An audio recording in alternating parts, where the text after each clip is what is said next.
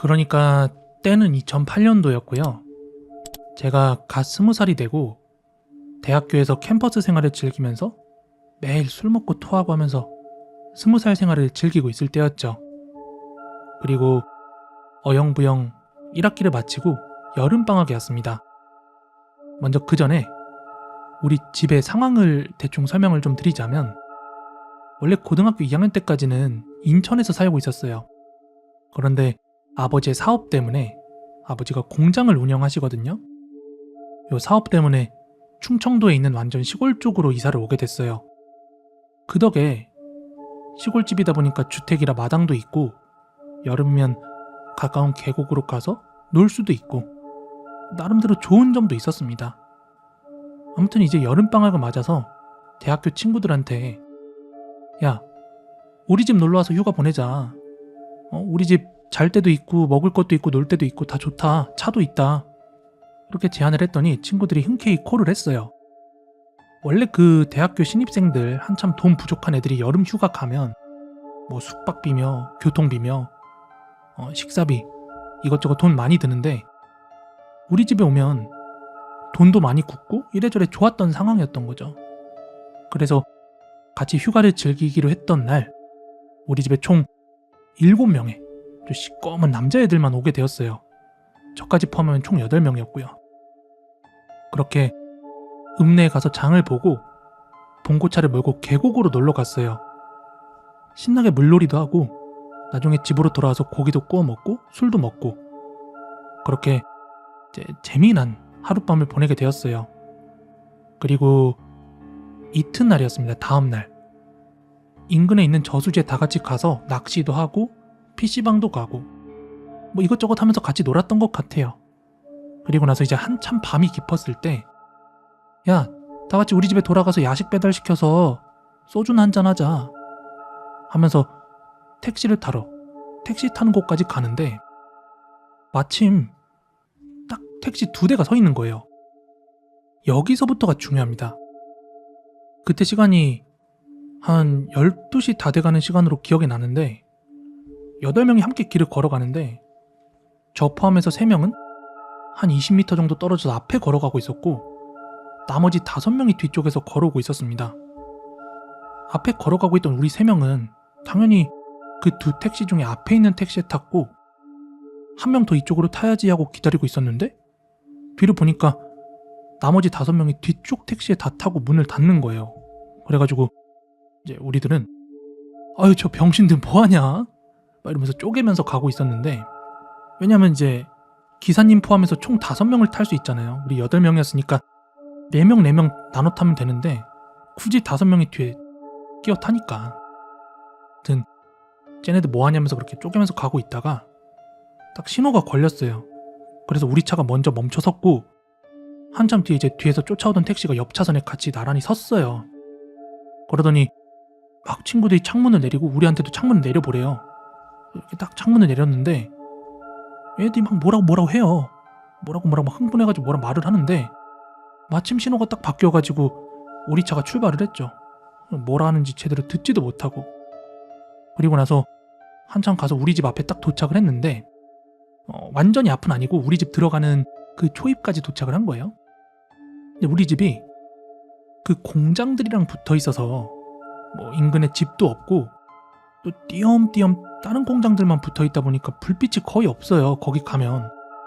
아무튼 우리가 택시에서 내리고 나니까 우리 택시는 이렇게 돌려서 빠져나가면서 우리 뒷차 택시가 딱 도착을 하더라고요. 그랬더니 그 뒤에 타 있던 애들이 막 우르르 내리는데 표정이 되게 정색을 하면서 내리는 거예요. 심지어 그 기사님까지도 내리는 겁니다. 그 뒷차에 있던. 그래서 뭐지? 뭐야? 이러고 있는데 내리자마자 얘네들이 갑자기 저한테 야 너네 몇 명 탔어? 하고 물어보더라고요.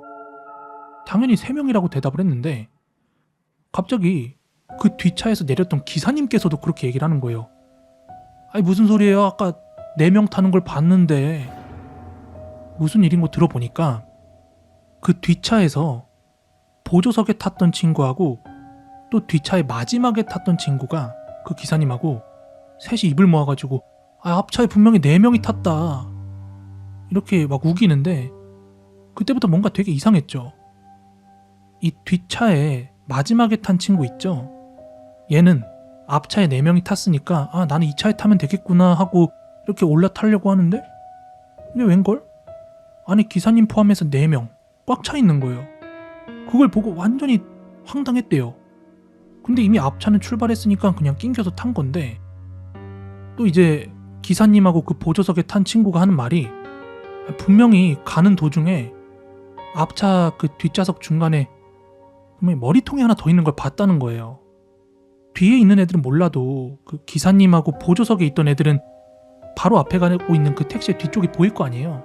근데 저희는 뒤에 2명, 보조석에 1명 이렇게 탔는데 뒷좌석에 머리가 3명 있었대.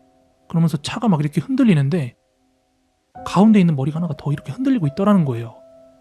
근데 여기서 그 보조석에 있던 친구가 막 벌벌 떨면서 하는 말이 야 근데 가운데 있던 게 하얀색 옷을 입은 긴 머리 여자였다 이러는 겁니다.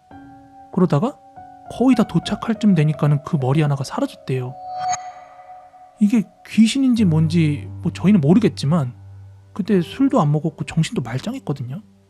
아무튼 그 말하고 나서 이제 택시기사분도 좀 으스스하다고 택시를 타고 이제 본인 할 일 하러 가버렸고 여기가 뭐 가로등이나 뭐 그런 불빛이 있는 곳이 아니라서 택시 가고 나니까 주변이 완전 깜깜해진 거예요.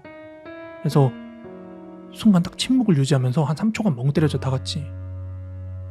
그렇게 다 같이 멍 때리고 있는데 주변에 빛 하나 없이 너무 어두우니까 갑자기 소름이 쫙 돋으면서 누구였는지 모르겠어요. 우리 무리 중에 누구였는지 모르겠는데 어느 애 하나가 으아 하고 비명을 지르면서 이 내렸던 데서 집까지 한 50m 정도 거리 되거든요. 내가 갑자기 뒤도 안 보고 막 뛰어가는 거예요. 그래서 다 같이 너무 놀래가지고 막 후다닥 집까지 뛰어갔습니다.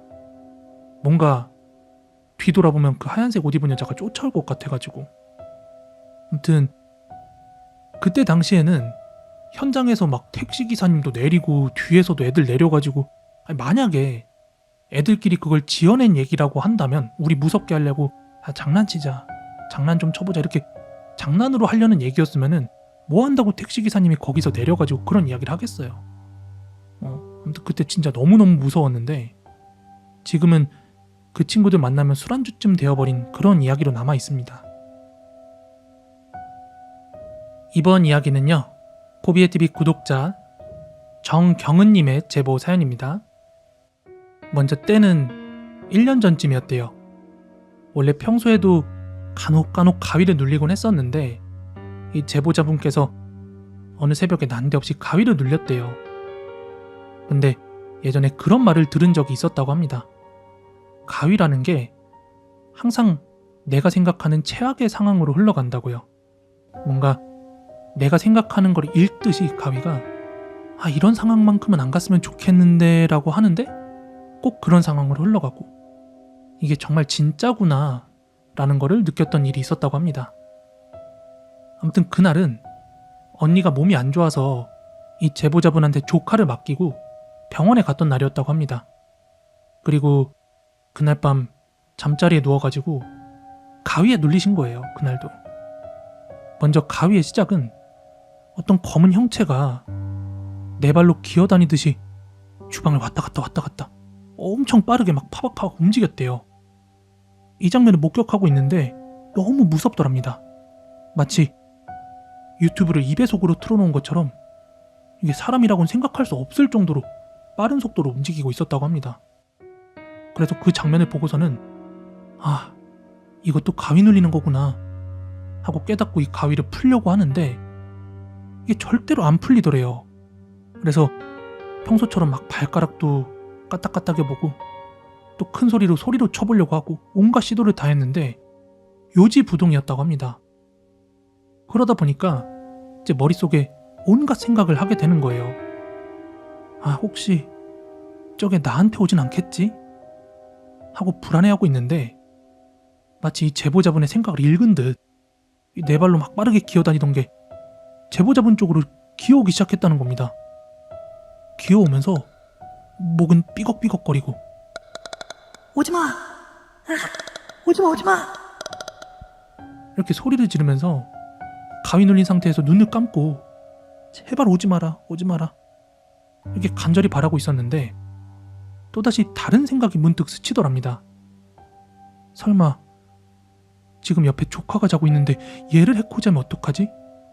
하고 생각을 했더니 조카의 울음소리가 들리기 시작하더래요. 근데 또 이 울음소리가 정상은 아니었다고 합니다.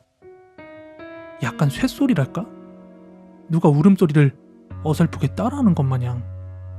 그 상황에서 이거 나 아니면 조카를 지킬 사람이 없는데 그러려면 내가 이 가위를 깨야 되잖아. 그래서 막 가위를 풀려고 하는데 마음처럼 풀리진 않고 또 머릿속으로 엄청 생각을 한 거죠. 지금 자유롭게 돌아가는 건 머릿속밖에 없으니까. 어떡해? 나 아니면 지켜줄 사람이 없는데 하면서 또 발버둥을 쳤는데 이제 슬슬 숨이 턱턱 막히더래요. 조금 이상함을 느꼈다고 합니다. 여태 가위 눌린 적은 여러 번 있었는데 이렇게까지 숨이 막힌 적은 없었거든요. 근데 숨이 안 쉬어지더랍니다. 진짜 나 이러다가 질식해서 죽겠다 이 생각이 들 정도로 제 턱 끝까지 숨이 차올랐을 때 가위가 풀렸다고 합니다. 그리고 나서 딱 가위에서 깨서 눈을 뜨자 제보자분이 본인이 본인 손으로 스스로의 목을 조르고 있었대요. 소름이 쫙 돋아가지고 주변을 딱 둘러봤는데 이제 본인이 누워있던 자리는 식은땀으로 가득했고 숨도 고르지 못하고 조카가 있는 쪽을 봤는데 다행히도 조카는 세상 모르게 잘 자고 있어가지고 안심이 되더래요. 일단 잘 자는 걸 확인하고는 놀란 가슴을 부여잡고 화장실로 갔다고 합니다. 화장실에서 세수를 하려고 딱 거울을 봤는데 이 목을 졸랐던 손의 흔적이 있죠. 이 목 전체에 고스란히 빨갛게 이렇게 자국이 남아있는데 이게 보니까 좀 이상하더래요. 본인의 손보다 훨씬 크게 자국이 나 있었고 목을 조른 이 손의 끝부분에 손톱 자국이 깊게 나 있더라는 거예요. 자국에 손을 갖다 대봤는데 아무리 그렇게 대려고 해도 이 손톱 끝까지 손이 닿지가 않더랍니다.